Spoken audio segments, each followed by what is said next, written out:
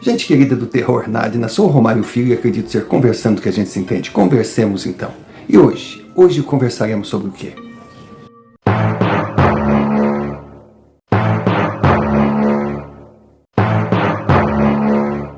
Senhor Romário, como vai? O meu nome é Armando Gutierrez. Aqui no Brasil, eu ganhei o caloroso apelido de Guto. Olha, honestamente, quando eu cheguei, eu estranhei muito. Porque eu era acostumado, mesmo sendo criança, a ser chamado pelo meu nome, Armando Gutierrez. De repente, Guto. Sabe, nada contra Guto. Mas, depois que passaram a me chamar de Guto, eu me senti assim, longe do Armando Gutierrez que eu era acostumado. Digamos que tenha sido o primeiro confronto, o primeiro choque de realidade ou choque de diferenças. Não sou brasileiro. Mas digamos que hoje eu seja brasileiro, embora não tenha nascido no Brasil. Meu pai é engenheiro. Nós vivíamos muito bem no meu país, que eu não vou citar, não quero arriscar a identificação. Lógico que o nome Armando Gutierrez também foi uma criação. Na verdade é o nome de um tio distante que eu tenho, que ficou por lá de onde eu vim. Ninguém o conhece. E o Guto foi o que veio na cabeça, mas respeitando o desejo do canal de evitar identificações. Então nós vivíamos muito bem no meu país. Meu pai na época tinha 40 anos, um engenheiro de carreira. E eu era a rapa de tacho de uma família de 5 irmãos. Quando nós chegamos aqui, meu pai estava com seus 28 para 29 anos e eu tinha 11. Se não me falha a memória. Mas de onde nós viemos, nós tínhamos um belo padrão de vida, sem dúvida alguma. Mas não éramos ricos, não éramos milionários. E eu era acostumado naquele padrão que eu vivia. Mas chegando no Brasil, a empresa que o meu pai veio trabalhar ficava numa cidade média para pequena. E lá, mesmo sem perceber, quando nós chegamos, nós fomos tratados como milionários. E no comparativo, lógico, o nosso patamar financeiro cresceu. Porque fomos para uma cidade que, digamos, funcionário do Banco do Brasil era elite, era um grande salário. E meu pai veio para implantar uma empresa que estava chegando no local. Então eu estou tentando colocar essa situação, que parece aleatória, mas não é. Ela é fundamental na compreensão do relato que eu irei comentar agora. Então, cheguei no Brasil triste, muito triste. Imagine, 11 para 12 anos, meus amigos estavam lá, meu mundo estava lá, sabe, minha namoradinha estava lá, meu time do coração ficou por lá. Aqui eu não tinha nada, nem ninguém, aqui era difícil até para se comunicar, porque eu não falava o português. Se bem que de berço, todos na minha família são fluentes no espanhol e no inglês. Então eu estava perdido no tempo e no espaço. E fui estudar numa escola da cidade, que o meu pai foi transferido. Talvez se eu fosse para uma capital, se eu fosse para um colégio, digamos assim, melhor, eu tivesse colegas para falar no meu idioma, até aprender o português, mas não rolou. E eu me vi sozinho.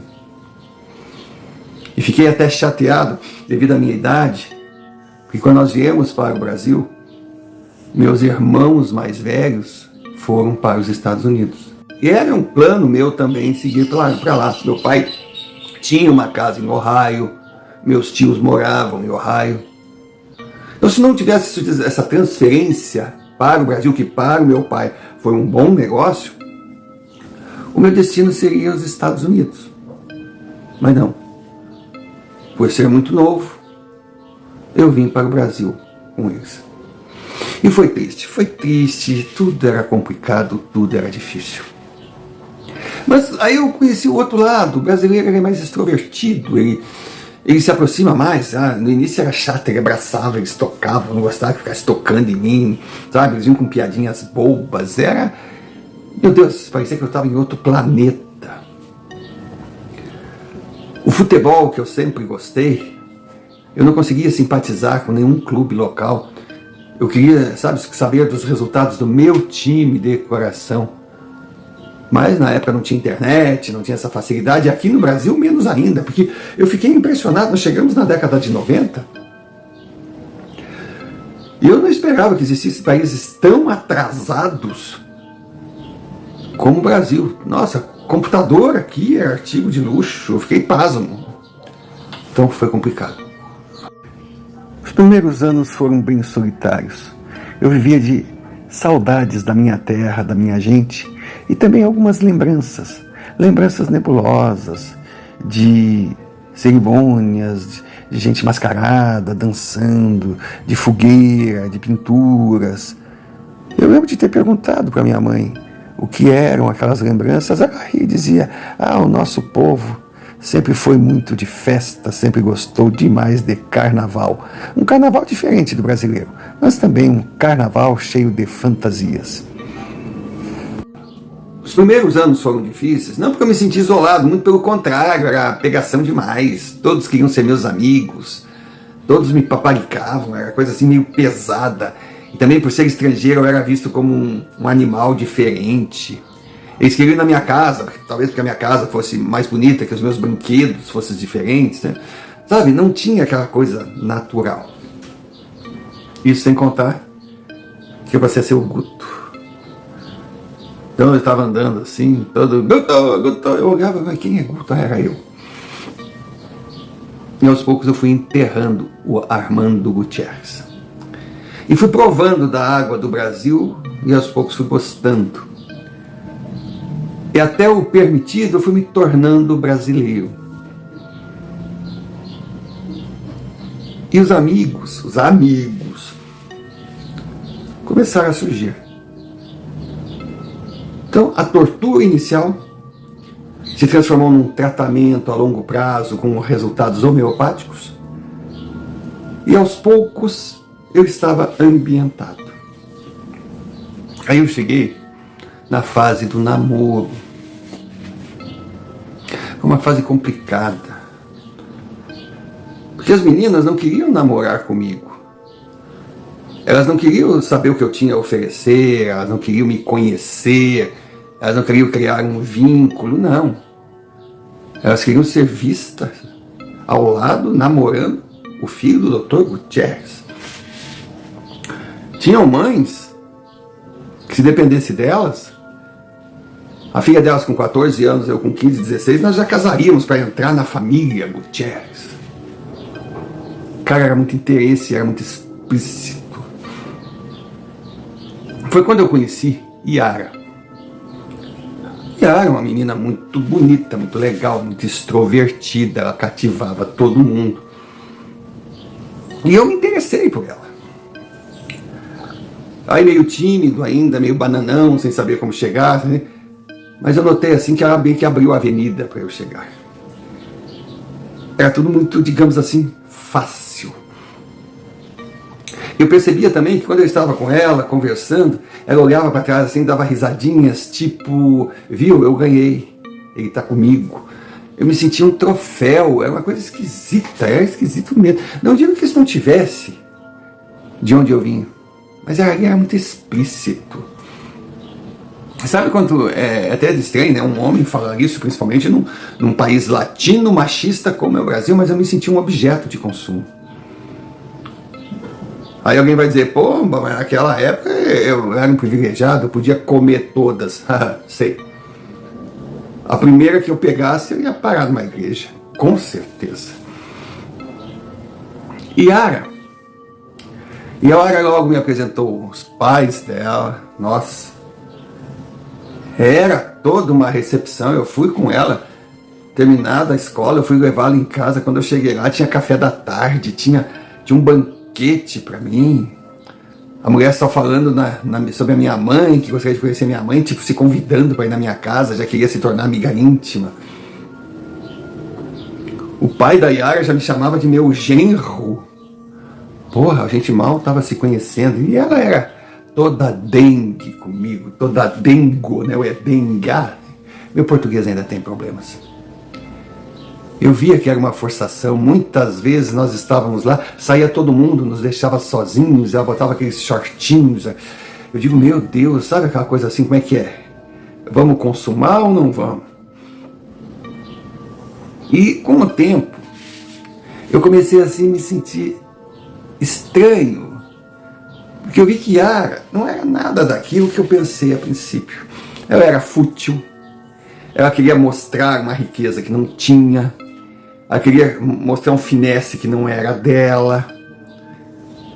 Sabe, a mãe dela botava aquelas louças que não tinham nada a ver, eram maravilhosas, mas poxa, não era para o momento. Se é um café da tarde rapidinho, vai botar, sabe, uma mesa de jantar, não fechava. A minha mãe, Dona Marina tinha 2 olhos aqui, 2 olhos aqui, ela enxergava longe. Quando ela bateu assim na família da Yara, só disse assim, filho, se tu gosta dessa moça, cuidado. Mas eu sabia que a Dona Marina mais uma vez estava certa, que eu ali tinha cara de golpe do baú, mas eu ia namorar. Bom, eu terminei com a Yara umas 4 vezes, ela vinha correndo, ela se humilhava, era uma coisa assim de ver, nossa, mas que menina sem orgulho, sem nada.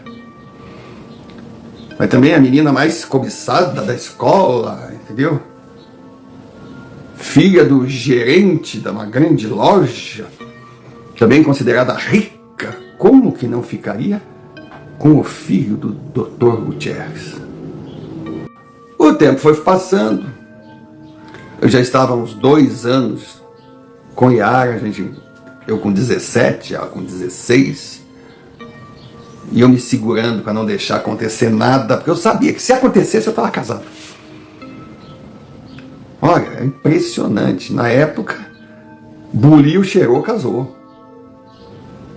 Nossa, todo mundo vigiava, era aquela coisa toda. E ali não, aquilo era liberado. Era eu chegar, sair a família toda. Só faltava botar a luz vermelha e aquela luz de cabaré, sabe? Foi quando? Foi quando eu comecei a prestar atenção em Ana Paula. A Ana Paula, fisicamente, ela não era tão bonita quanto Yara. Não, Yara era muito mais bonita. Ana Paula era de uma família bem mais humilde, financeiramente falando. Eles não eram pobres, mas moravam num bairro retirado, uma casinha de madeira, muito simples. O pai dela tinha um carrinho de 10 anos de uso, era um homem batalhador. A irmã dela pequenininha, a Soraya, era um doce. E a Ana Paula tinha tudo aquilo que aquelas outras meninas tentavam mostrar possuir, mas estava longe. Ela era natural, ela era agradável, ela era sincera. Ela não ficava me bajulando, não ficava limpando a cadeira antes de eu sentar. Quando eu cheguei na casa dela, não ficou pedindo desculpas. Não, era a casa dela, ela gostava da casa dela. A mãe dela, quando eu cheguei lá, eu fiquei sentado, conversando, a mãe dela, depois de muito tempo lá, ela veio me perguntar se eu queria uma água, alguma coisa. Eu digo, olha, uma água eu aceito. Eu digo, então pega na geladeira aí que eu tô... não tinha aquela coisa do cerimonial, só faltava botar mordomo para o filho do Dr. Gutierrez, o Armando Gutierrez. Não. Ali na casa da Ana, eu era o Guto. E foi a primeira vez que eu me senti bem sendo Guto. Eu me sentia em casa. O pai dela. O pai dela era uma piada. O cara era gente boa. O cara era brincalhão. Torcedor fanático de um clube que até então eu não tinha prestado muita atenção também. Eu não gostava do futebol no Brasil, era diferente. Mas de repente eu comecei a simpatizar com aquele clube por causa do velho, e a gente ia no estádio. E aí eu sentia a energia da torcida. O pior é que o clube dele não era um papa-título, pelo contrário, ficava ali brigando para ficar em primeira divisão, não cair. Mas ele era apaixonado, eu também comecei a gostar. Então, quando eu vi, eu estava com a camiseta do clube. Sabe? Eu comecei a me sentir brasileiro. Ele me levava para churrasco nos finais de semana. Então, a gente ia para aqueles campos de várzea, os amigos, era aquela brincadeira, aquela família tudo reunida. Sabe? Tudo muito simples, era tudo operário de fábrica, a maior parte deles. Inclusive trabalhava na fábrica que meu pai era diretor, mas eles me tratavam como guto. Ninguém chegava me paparicando, ninguém, não. Aí um dia do nada, sem querer, querendo, meu pai e minha mãe chegaram num desses encontros do campo de futebol lá. Chegaram, foram muito bem recebidos, sabe? A carne ficava em espeto de bambu, o copo era copo Sica, a maionese era no prato de papelão, tinha o pão ali em cima, de vez em quando tinha que dar uma espanadinha para das moscas, o refrigerante e a cerveja não eram assim muito gelados, porque não tinha aquela geladeira, tinha aqueles isopor com gelo. Mas tinha muita conversa, muita brincadeira, muita piada, tinha o jogo de futebol. Meu pai chegou lá, meu pai também batia uma bola quando jovem, foi jogar. Mas não entrou de titular, não, por ser o Dr. Retiar. Não, ele ficou ali. Aí entrou em campo, até eu gostei, meu pai batia uma bola boa. A minha mãe, a dona Marina, sentou com uma senhora, lá estava uma tarde fria, sentou com uma senhora lá do lado do fogão, mas ela conversava, ela ria, fazia tempo que eu não... Não sei nem porque que os meus pais vieram aqui, mas pelo menos, se eles estão se esforçando para serem simpáticos, eles estão se saindo muito bem. Aí quando voltamos para casa, eu sentado no banco de trás, meu pai dirigindo, minha mãe conversando e falando da fulana, da Beltrana, eu tô ali. Aí no final, chegamos em casa, eu fui tomar meu banho, o pai foi tomar o banho dele, a mãe foi fazer uma coisa na cozinha. Aí ela perguntou se a gente queria comer alguma coisa, eu disse que antes de deitar até eu comeria uma salada de fruta, mas eu estava sem fome. Aí ela estava cansada, dona Marina olhou para mim assim e disse: como eu fiquei feliz ao ver o meu filho cercado de pessoas que vale a pena conviver. Pá, seu Romário, para mim aquilo ali foi no credo, mas que eles gostaram mesmo. Aí eu falei: poxa, dona Marina, eu achei que a senhora ia reclamar do pratinho de papelão. Aí ela olhou para mim: olha, eu não me lembro de ter comido uma salada tão gostosa como hoje, porque foi servida com carinho, com amizade. Eu disse: quer dizer que a senhora vai voltar? Eu não vou me oferecer, mas quando me convidarem eu vou, porque eu passei, desde que eu estou no Brasil, uma das melhores tardes que eu tenho lembrança. E olha que a minha mãe ia naquele clube campestre com piscina, e o meu pai só se vangloriava da jogada que ele fez, do gol que ele fez, que honestamente eu não vi. Mas realmente foi um grande domingo, um grande sábado, ou foi domingo? Oh, memória, meu Deus do céu! Não, foi sábado. Isso, porque no domingo eu fui na casa de Ana. Cheguei lá, não pude ligar antes porque eles não tinham telefone em casa, mas a gente mais ou menos tinha combinado que eu ia lá. Mas quando eu cheguei, o pai dela estava dormindo continuou. A mãe dela estava vendo um programa na televisão lá. Soraya já veio correndo e brincando comigo, aquela coisa toda. Nós fomos para frente da casa, numa árvore ali. E aí Ana perguntou se meu pai tinha gostado, se a minha mãe tinha gostado.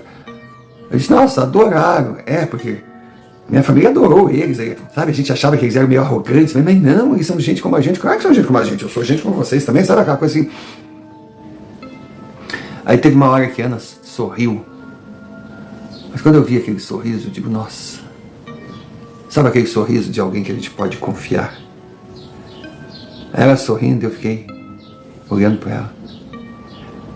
Ela, quando eu vi que eu estava sério, disse, o que que foi? Eu disse, o que que foi que tu é linda? Fui e dei um beijo nela. Ela meio que se assustou, Soraya sai gritando, ele deu um beijo nela, ele deu um beijo nela, ele deu um beijo nela. Ana olhou para mim, o que foi isso? Eu disse, foi um beijo. Ela, por favor, não brinca comigo. Eu disse, olha filha, a única coisa que eu quero é brincar com uma pessoa que nem tu. Porque eu nunca, pra ser sincero, na minha fase adulta, depois que eu tô no Brasil, eu nunca conheci uma pessoa sequer parecida contigo. Quando eu disse isso, eu já dei outro beijo. Soraya estava aí. A mãe de Ana chegou. Soraya, o que tu tá fazendo aqui? Ela disse, ele tá beijando ela, o que tu tá fazendo aqui? Fica lá com eles. Ai mãe, mas fica lá.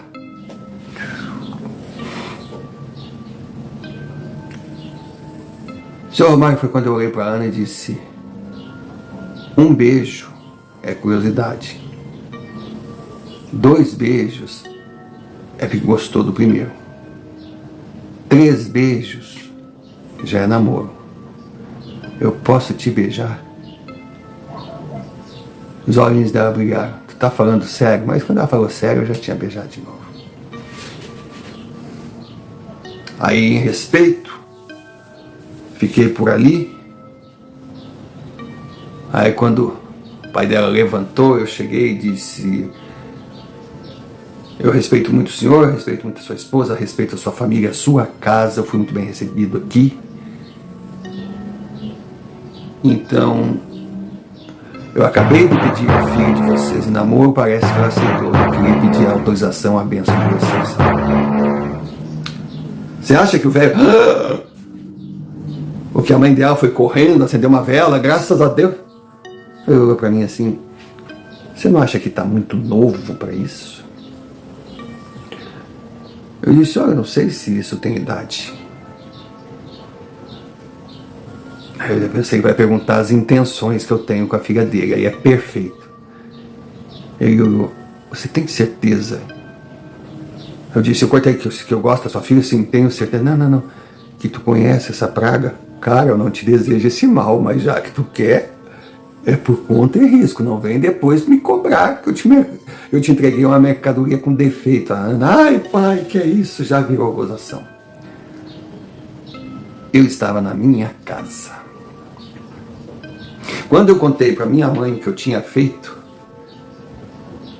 ela olhou para mim assim, tu sabe a responsabilidade do teu gesto, né? Eu digo, sei, não brinca com eles.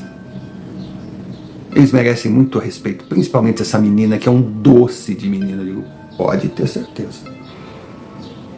E realmente eu tinha convicção do que eu tinha feito. Aí lógico, no dia seguinte, fui encontrar com Yara, que estava com uma tromba desse tamanho, que eu não tinha aparecido na casa dela, porque a mãe dela tinha encomendado não sei o que, eu acho que era algum almoço com violino, para mostrar que era fina, sei lá o que ela tinha. Aí eu simplesmente falei que...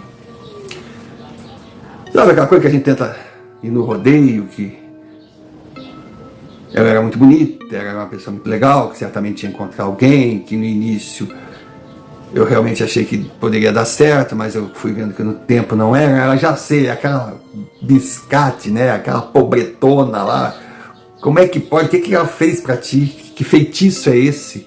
Porque não é possível. Já saiu chorando, já eu ouvi ela com a mãe dela falando alto, o pai dela veio conversar comigo, o que houve, rapaz? Eu disse, não, é que eu respeito muito a sua filha e terminei o namoro porque eu acho que não vai dar certo. E ele, na família, era um pouquinho lúcido. Aí ele disse, eu lastimo. Mas, se você acha que é o melhor, então eu prefiro que acabe agora do que siga errando. Porque quando um não quer, dois não brigam. Acabou. Estava oficialmente solteiro em transição, iniciando o meu namoro com Ana Paula, a menina que realmente, devagarinho, sendo o que ela era, costurando por fora, conseguiu me conquistar.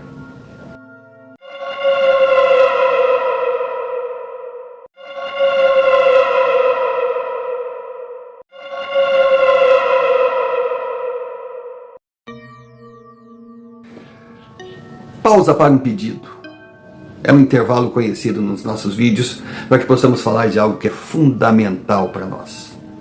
Se você é um Nadina, se você gosta de contos sobrenaturais, mas enxerga o sobrenatural apenas como universos paralelos, não como um ninho, um útero de terror pelo terror, o medo.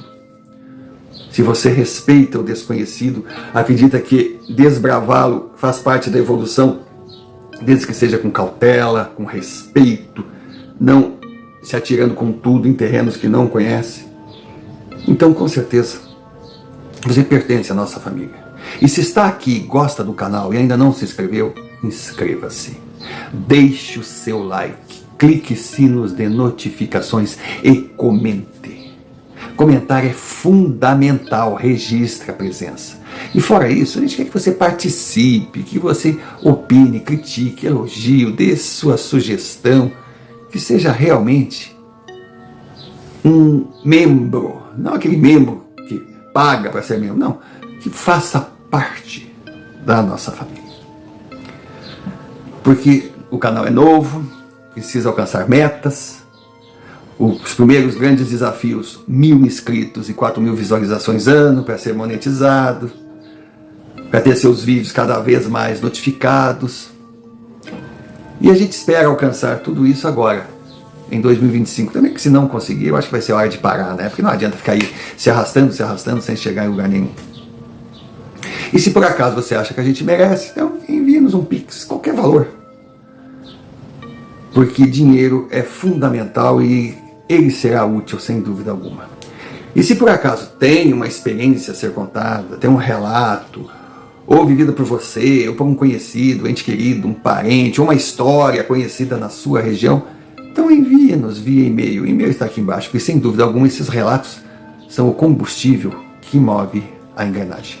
E dado o recado, voltemos ao relato. Seu Romário, meu namoro transcorreu naturalmente. Lógico que a turma da IAR, ela me hostilizava, ela me olhava, imagina, trocar uma de nós por aquela qualquer. Bom, Ana não sofreu nenhum bullying ou humilhação, porque eu não tinha falado, ela não estudava nem na mesma escola que nós. A nossa escola era a escola paga, a escola dos filhos de quem tinha dinheiro. A Diana era uma escola pública, mas muito boa. Eu achava até depois, estudando com ela, vendo as apostilas dela, vendo os livros dela, ela realmente estava fazendo um bom curso. E merecia, ela tinha sonhos de seguir, fazer faculdade. Nós ficamos cada vez mais próximos. E aos poucos eu descobri que a minha admiração por ela, por aquela família, virou amor. E as nossas famílias também se uniram. A Soraya não saía de casa. E ela era mais interesseira. Ela não escondia. Ah, tu vai pra onde? Eu vou pra piscina. Ah, mas não, mas tu tem que conhecer as pessoas. Não, eu vou por causa da piscina. Senão, se tivesse piscina, eu ficava na minha casa. Né? Mas aí era criança. E nesse pique, o tempo passou. Eu passei a viver em função de Ana e do trabalho, que eu entrei para trabalhar na empresa do meu pai, que comecei a estagiar, comecei a me preparar para uma faculdade. Ana também estudava, eu fiz o vestibular, passei, teria que ir para a capital. Ana estava no último ano, precisaria de um curso para reforço. Foi a hora que eu cheguei, o pai dela, para a mãe dela, pedir em casamento. Os pais dela ficaram assim, ó. E os meus pais adoraram a ideia. O casamento, a pedido da família de Ana, Foi uma festa simples que eles podiam bancar, porque o pai dela fazia questão de pagar o casamento da filha. Eu achei aquilo muito digno. Ao invés de clubes, daquela coisa toda, nós cortamos o bolo embaixo da árvore no quintal da casa dos meus sogros. E mudamos para a capital. Meu pai nos deu, como presente de casamento, um apartamento. O pai de Ana fez questão que no que ele podia pagar a faculdade dela, pagar os cursos que ela estava fazendo. E nós fomos viver a nossa vida. E estávamos muito felizes até o momento que fomos numa pastelaria. Quando ela sentiu o cheiro de pastel, ela enjoou. Eu olhei para a cara dela e disse: nossa senhora, mais um Gutierrez. Ela: Deus o livre, eu grávida. Aí eu disse: está com cara de ser menina, mas debochando. Ela fez o teste de banheiro, não deu outra coisa. Nossa, foi uma felicidade. Foi uma felicidade. A única coisa ruim era aguentar as duas mães lá em casa, né? Uma querendo cuidar mais da minha mulher que a outra. Minha neta, minha isso, minha aquilo, mas elas se davam muito bem. A vida foi passando, a barriga crescendo. Aí Ana começou a ter pesadelos. Pesadelos. Eu acordava no meio da noite com ela gritando. Eu abraçava ela: o que foi, amor? O que foi? Ela gritava: larga minha filha, deixa minha filha é minha, deixa minha filha, larga minha filha, ele quer levar minha filha, sai. Eu digo: mas ele quem, Ana? Ele. E ela dizia que enxergava uma criatura assim horrenda, sempre na janela, porque tinha um poste na frente do prédio, lá, o estacionamento. Então iluminava a parte de cima, aquela coisa horrenda, e eu não via nada. Se bem que eu vou dizer uma coisa, seu Romário, eu sentia frio à noite, em noites quentes. Eu sentia que algo estava errado. Aí ela ia para médicos, ela fazia os exames. A minha gravidez ia bem, não fosse esse nervosismo dela, essa tensão. Ela abraçava em mim e dizia: amor, tem uma coisa errada, ele quer a nossa filha, Eu digo: mas ele quem? Ela: eu não sei, ele vem buscar, não sei, essa filha é minha filha. Olha, a coisa foi complicada. Aí a minha irmã, que era um degrau acima de mim, a Nara, ela veio também para a capital para morar com a gente durante a gravidez e ajudar a cuidar de Ana. Elas sempre se deram muito bem. Nara ia fazer medicina. Nara estava indo bem na faculdade, já tinha um conhecimento. Eu conversava com ela, ela fazia os primeiros socorros, ela dizia: mano, eu não sei, eu não entendo o que passa com ela. Clinicamente ela está bem, mas ela tem fantasmas, eu não sei o que é isso, eu não sei o que está acontecendo. Realmente a gente não entendia. Claro, tinha todo o apoio clínico, porque o meu plano de saúde era maravilhoso, porque eu prestava serviço na empresa, aquela coisa toda. Mas a gente se preocupava com a gravidez dela. E a barriga começou a crescer. Ela era pequenininha, aquela barriga não parava de crescer, os médicos diziam que era normal. Os pés dela começaram a inchar, aquela coisa. Eu digo: meu Deus do céu, isso é normal? Aí a Nara dizia: não, é normal, cada mulher reage de uma forma, papá. Só tem que cuidar da pressão, tem a tal da eclâmpsia, que eu não sei o que é eclâmpsia, mas era uma gravidez que teve uma época que ela só ficava deitada. E sempre com cuidados médicos. Mas transcorreu tudo muito bem. Só que uma noite eu estava na faculdade e minha irmã me ligou desesperada, que ela estava no hospital com Ana. E me mandei para o hospital. Aí ligamos para a família dos meus pais, eles vieram, trouxeram os pais de Ana. Realmente a noite que nós passamos lá no hospital foi terrível. Os médicos diziam que o quadro estava complicado, mas não sabe como é que é médico, né? Fala, mas não fala tudo. A gente revezava ali no hospital, mas eu não queria sair dali, eu queria ficar do lado de Ana, meu Deus do céu. Aí foi quando estávamos todos, já era noite, eu cansado, aí chegou uma médica, doutora Sônia, e disse: o senhor é o marido de Ana? Eu sou. E eu notei assim que a doutora estava meio, eu digo, algum problema? Realmente ela teve uma reação inesperada, foi complicado. Nós fizemos uma cesariana de urgência. Eu perguntei como é que está a minha mulher. Não, ela está bem, ela está estável. Ela é uma menina forte. Eu digo: e meu filho? Filha? O senhor quer dizer, sua filha está bem. Também nasceu muito pequenininha, prematura. Então foi algo inesperado, inexplicável até. Mas dentro da surpresa negativa, transcorreu bem, então estou aqui para tranquilizá-lo. Rapaz, sabe quando o médico diz que está bem? Ah, se está bem, não precisava lá dizer que estava bem. Eu sentia algo no ar. Claro que eu falei com meu pai, falei com a minha mãe, falei com meu sogro, minha sogra, minha irmã estava junto. E naquela situação ninguém quis discutir. Todos aceitaram, porque não era possível o que estava acontecendo. E Dona Clara disse que o trabalho já estava bem adiantado, que seria difícil de cortar.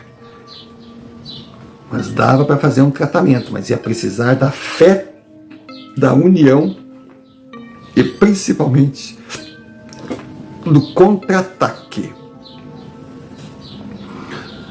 Aí quando nós perguntamos para ela o que é o contra-ataque, é mostrar força sem se rebaixar, mas dizer que sabe, que está preparado e que até pode perder a guerra, mas será uma guerra que não terá vencedores. Aí, claro, o pai de Ana pensou em se armar e ir na casa de Yara. Meu pai já pensou em chamar os maiores advogados e botar em cima daquela família. Dona Marina já disse: filho, de nada adianta eles terem medo de nós. Eles têm que respeitar você. Você que tem que ir lá e mostrar que é maior que eles. Mais uma vez minha mãe estava certa. Eu fui. Bati na porta.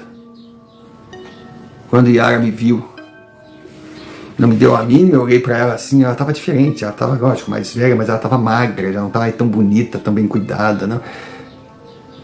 Ela estava envelhecida. A mãe dela me olhou com os olhos desse tamanho. E o pai dela, mais comedido, só ficou me olhando. Aí eu cheguei até o portão. Como ninguém disse, entra, eu não perguntei se podia entrar. Eu fui entrando, simplesmente. O homem não falou nada. E Yara gritou: quem te autorizou a entrar em nossa casa? Eu disse: vocês. Na hora que vocês fizeram aquele trabalho para um monstro, para um demônio invadir a minha casa e destruir a minha família. A Yara ficou tesa. O pai dela disse: que história é essa? Aí eu olhei para a velha e disse: fala para o seu marido, fala o que você fez. O que é isso? Esse homem está louco? O que está acontecendo? Eu não sei o que está acontecendo. A senhora sabe sim. A senhora sabe o que fez. A senhora sabe por que fez. Pois bem, eu vim aqui lhe dizer que vocês podem até me destruir, mas não vão destruir o amor que eu tenho pela minha mulher, pela minha filha, pela minha família. E se eu estou com elas, não é por desprezar a filha de vocês. É que amor, pessoa amada, a gente não escolhe. E eu estou pronto para vocês. A velha começou, mas numa histeria, num grito, numa baixaria ali. Ela mostrou quem era. Sai da minha casa, sai daqui, sai daqui, sai daqui. Foi quando aquele homem veio em direção a mim, eu pensei, bom, agora eu vou apanhar, porque o cara é o armário. Por favor, se retire, vamos lá. Aí quando nós chegamos no portão, é verdade o que você falou? Eu disse, é. Infelizmente, a sua esposa, ela não aceitou eu não ter casado com a sua filha. E com certeza, não é por me admirar como homem, como ser humano, como genro, é que ela acha que eu tenho mais dinheiro do que tenho. E ela queria que a filha fosse casada com um homem rico para poder também conviver com a riqueza, é ganância. O homem olhou assim e disse, bom, nesse ponto, eu não duvido que esse foi sempre o grande problema da minha esposa. É uma excelente mulher, mas é sempre a ambição acima de tudo. Eu digo, pois é. E agora eu estou prestes a perder minha esposa e minha filha. E vou lhe dizer, se acontecer, o senhor se prepare para o que virá contra vocês. Não estou ameaçando, não. Mas eu estou muito bem protegido, preparado, e fui alertado e posso dizer para o senhor que todo mal que a gente deseja e faz para alguém acaba voltando em dobro para nós. Dei por cumprida a minha missão naquela casa. Só que do nada, antes de pensar em ir embora, me voltaram as lembranças de criança, principalmente daquela gente dançando com máscaras com fogo, que a minha mãe chamou de carnaval. Só que agora as lembranças vinham acompanhadas de sons e cheiros. Eu percebia que era algo muito maior do que uma simples festa pagã. Senhor Romário, eu fiz menção de sair daquele pátio, mas quando eu olhei para trás, eu vi aquela velha na porta, e do lado dela tinha tal criatura que Ana dizia que enxergava. Era horrenda, era horrenda, era horrenda, era horrenda, era uma coisa monstruosa, era uma coisa assim que, sabe, derrubava, arrepiava, era coisa.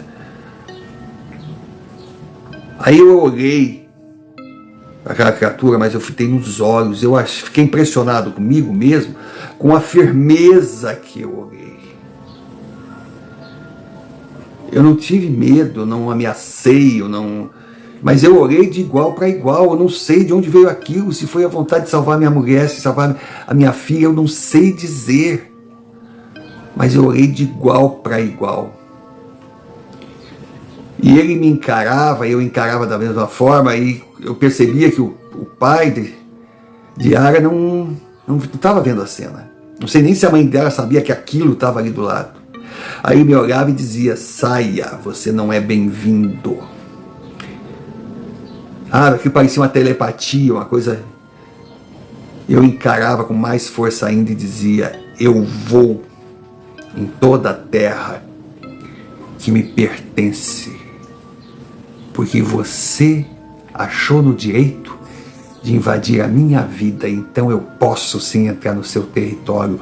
Deixe minha família em paz, eu dizia assim. E aí aquela coisa de trocar olhos assim, sabe quando a gente vê num dia tudo bem frio, mas sem vento, de repente começa a ventar aquela coisa toda, e a velha ali, e eu sentia que ele ria da minha cara. Aí foi quando eu disse, você sabe quem está enfrentando, mas aquilo veio de dentro para fora. Mas eu nem sabia por que eu estava dizendo aquilo, porque eu não era nada.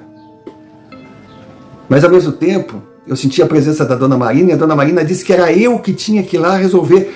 Mas ela sabia que isso ia acontecer, por que ela confiava em mim, o que estava acontecendo, de repente vem aquela imagem. Seu Romário, por um tempo, eu me senti brasileiro.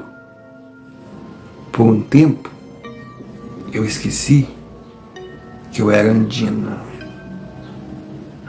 Por um tempo, eu esqueci que eu era um maia.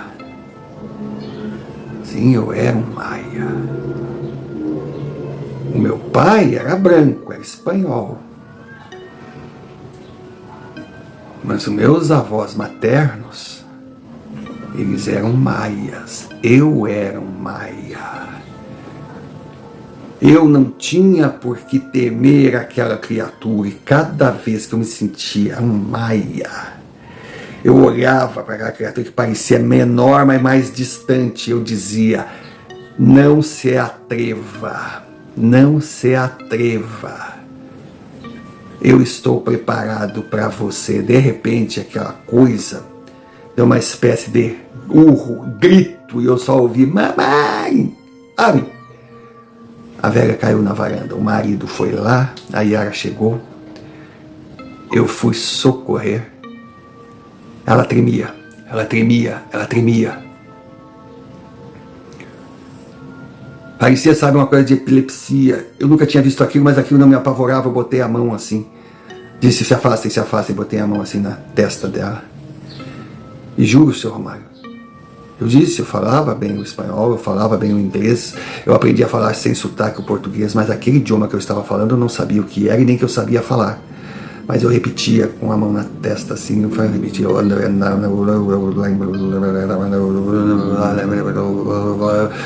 senhor Romário, a casa começou a tremer, as coisas começaram a quebrar lá dentro, eu fazia, e aquela mulher, sabe, aquela mulher, e Yara gritando, e o marido dela apavorado, eu não sei quanto tempo foi aquilo, eu não sei o que foi aquilo, de repente a mulher, pá! Aí eu olhei assim, ela estava totalmente desfalecida, aí a mãe, o que fez com a minha mãe, o que fez com a minha mãe? Aí eu meio que procurei os sinais vitais, ela estava viva.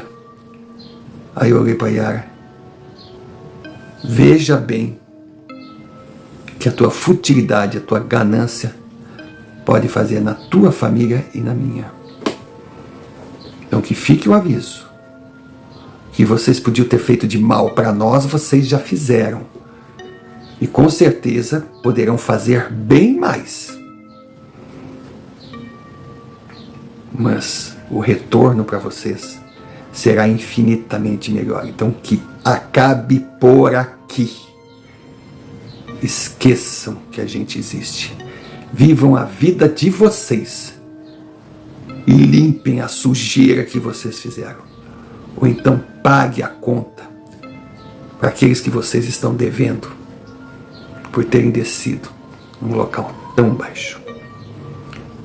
Aí eu olhei para aquele homem assim, que ele, sabe, ele era uma mescla de tudo. Eu disse para ele: o senhor é bom. O senhor ainda tem luz no seu corpo. Tente salvar sua filha e sua esposa. Tente enquanto ainda há tempo. Porque destruir alguém é fácil. Arcar com as consequências, aí complica. Aí eu levantei. Eles ficaram ali na varanda socorrendo a mulher. Eu fui andando assim, estava aquela coisa no portão. Eu fui caminhando. Cheguei e encarei. Mas olhava assim fixo. Só disse: eu te repreendo, eu estou com a luz. É a última vez que nós vamos nos encontrar. E saí andando, eu saí do portão. Agora não me pergunte se eu passei no meio dele, se ele saiu do lado. Não me pergunte. Não me pergunte que era aquilo, não sei. Aí eu fui, entrei no meu carro. Fui olhando pelo retrovisor assim, eu via ainda aquela família lá fazendo a mulher sentar, aquela coisa parada no portão, aquela coisa que pelo jeito só eu enxergava. Fui afastando, depois que eu não vi mais ninguém, eu parei num posto de gasolina, senhor Romário, eu chorei. O senhor não tem noção quanto. Parece que eu tirei uma tonelada de dentro de mim. E depois que eu chorei, veio o telefone, era minha irmã. Eu só olhei: ai, meu Pai sagrado, que não seja uma má notícia. Aí minha irmã só disse meu nome: Guto. Eu disse: o que é? Ai, Ana Paula está dando de mamar para Heloísa. Eu só olhei para o céu e disse: muito obrigado, meu Deus. Muito obrigado, herança maia. Muito obrigado, meu povo. Muito obrigado, minha mãe. Eu acho que agora nós vamos viver em paz. Porque eu, graças a Deus, tive força para proteger a minha família.